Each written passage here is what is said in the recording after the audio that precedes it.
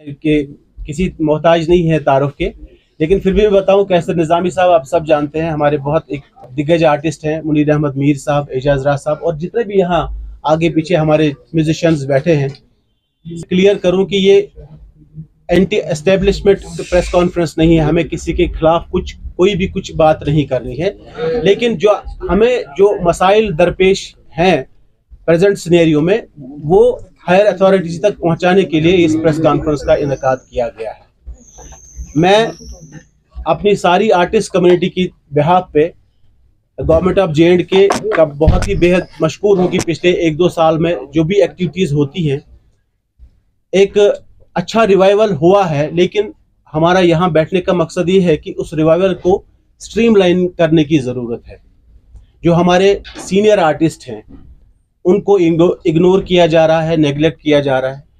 अगर हम young artist हमारे सर माथे पे हैं, जो भी टैलेंटेड लोग हैं, वो उनको किसी के पुश करने की ज़रूरत नहीं है, वो खुद ब खुद लोगों में आते हैं और पसंदीदा फनकार बन जाते हैं। लेकिन हमारी कुछ पॉलिसीज़ हैं, चाहे गवर्नमेंट की हैं, चाहे जो हमारे प्राइवेट अदारे हैं, खासकर जो कल्चरल इंस्टीट्यूशंस हैं, उन पर नज़रसानी करने की ज़रूरत है। जैसे एक डिग्निटी और ऑनर एक आर्टिस्ट का होता है, जब हम किसी बाहर के आर्टिस्ट को अपने कश्मीर में या जम्मू कश्मीर में बुलाते हैं, उनका जो ट्रीटमेंट होता है वो हमारे ट्रीटमेंट से डिफरेंट होता है। एक तो वो चीज़ है।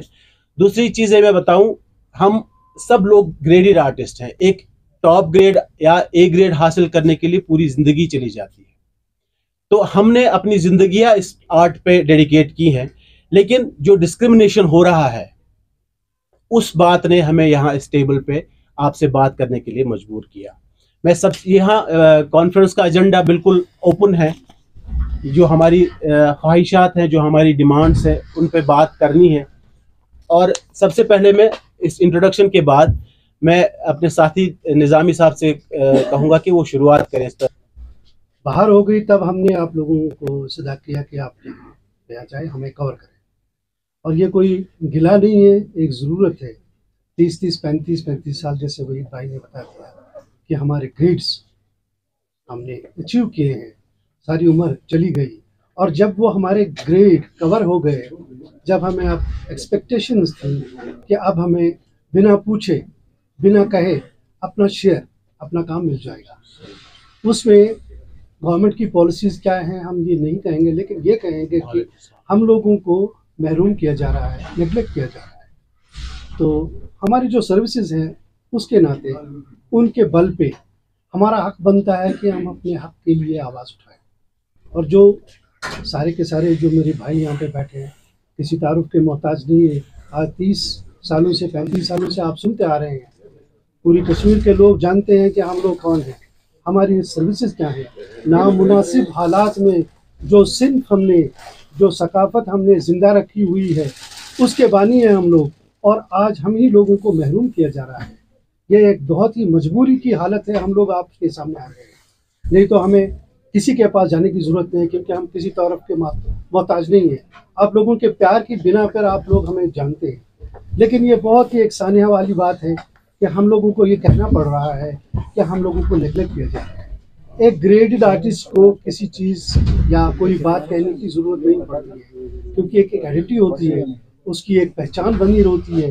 तभी लोग उससे कहते हैं ये वहीद भाई है, या मुनीर भाई है, या कोई और साहब है। सबसे बड़े दुख की बात यह है कि हम लोगों से पहले कहा जाता था जब तक ना आप कोई ग्रेड कवर करेंगे तब तक आपको फ्लो काम का नहीं रहेगा, और ये फ्लो के लिए हम लोगों को 30 साल लग गए। और जब ये आ गया तब अनग्रेडेड लोगों को, जो अभी स्ट्रीम लाइन में नहीं है, अप्रूवल में नहीं, बात है मेरे ग्रेड का अगर बाहर से कोई आर्टिस्ट आता है उसको लाखों दिए जाते हैं, और मुझसे कहा जाता है कि आपका बेसिक फीस आपकी क्या है। ये बड़ी दुख की बात है। और जो वहां से वो लाते हैं, अल्लाह के फजल से, आप लोगों की दुआ से, वो हमारे से अच्छे नहीं है। मैं ये दावा से कहता हूँ, क्योंकि इतने साल की एक्सपीरियंस के बाद मैं कह रहा हूँ आपसे, क्योंकि ये एक बात है कि मीडिया के सामने कह रहा हूँ, वो हमसे अच्छे नहीं है। जितने भी टूरिज्म यहाँ लाता है या कोई और जो इदारा है उनको मदऊ करता है, यहाँ पे लोगों की तफरी के लिए लाते हैं, वो हमसे अच्छे नहीं है, क्योंकि हमने अपना लोहा बाहर भी मनवाया है। लेकिन घर की मुर्गी दाल बराबर। हमारे जो यहाँ के डिपार्टमेंट्स हैं वो हमें अभी भी पहचानने से कासिर है। समझते नहीं है। हमारी ये गुजारिश है गवर्नमेंट से कि हम लोग इतनी मेहनत के बाद, इतनी मसाफत के बाद हम लोगों के साथ जो इंसाफ की बात करनी है वो की जाए, तो हम लोग बड़े मशकूर हैं, क्योंकि हम लोग बड़े शरीफाना अंदाज वाले लोग हैं। हम लड़ते झगड़ते नहीं हैं, लेकिन प्यार से अपनी बात आप तक पहुंचाने की हमने ये कोशिश की है। इंशाल्लाह मुझे पूरा यकीन है कि आप लोग इस पर नजरसानी करेंगे।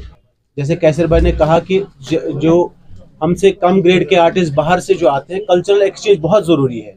हमें भी बाहर की रियासतों में मदऊ किया जाता है, बाहर के ममालिक में मदऊ किया जाता है, और वहाँ के भी फनकार यहाँ आते हैं और हम उसके साथ हैं। लेकिन वही जो बात आती है ट्रीटमेंट की, जो हमारा एक डिग्निटी और ऑनर जो होता है आर्टिस्ट का। दूसरी बात यह है कि हम सबकी ये जिम्मेदारी है कि हमें यंग टैलेंट को प्रमोट करना है, इसके हम साथ हैं। लेकिन यंग टैलेंट के साथ साथ हमें ये भी देखना है, हमारी गवर्नमेंट को ये भी देखना है, जो लोग 30 साल से कंट्रीब्यूट कर रहे हैं, अभी भी फील्ड में है, अभी भी इस हालत में है कि वो बहुत बेहतर परफॉर्म कर सकें। जितने भी इवेंट्स होते हैं, मेजर इवेंट्स, यहाँ के लेजेंडरी आर्टिस्ट को इग्नोर किया जाता है, चाहे वो सूफियाना हो, चाहे वो हमारा फोक म्यूजिक हो, चाहे हमारा इंडियन क्लासिकल या कश्मीरी लाइट म्यूजिक हो।